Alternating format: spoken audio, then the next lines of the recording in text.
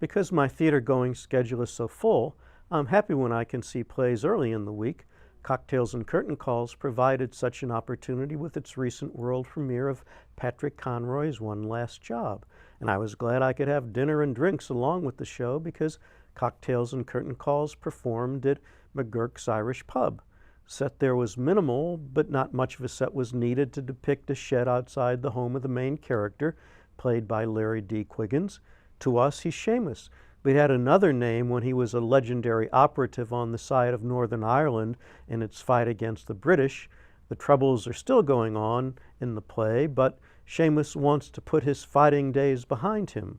The play opens with idyllic, loving interactions between Seamus and his developmentally disabled son, played by Jonathan Meyer, and then between Seamus and his wife, played by Jane Abling. He longs to make up for neglecting his family responsibilities when he was a fighter. These scenes are slow-moving in Conroy's script, but it's important for us to see the life Seamus wants to lead before he is forced back into service by the arrival of Declan, a fighter on the Northern Irish side, played by Mason Brown. Declan says he has a package for Seamus. Package turns out to be a euphemism for an English soldier, played by Joe Kircher. Seamus wants nothing to do with the package and sets out with Declan to see their superiors in an attempt to avoid the assignment, which is to kill the soldier. At this point, Conroy's script lost me.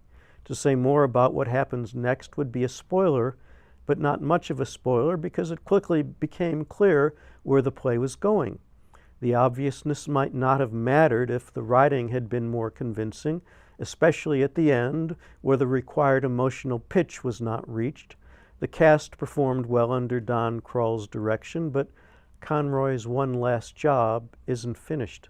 Yeah, and I agree with you, especially about the language. Not enough for what was needed, especially right there at the end, the final reaction to things. Well, let's hope you learned something from seeing it. Yeah.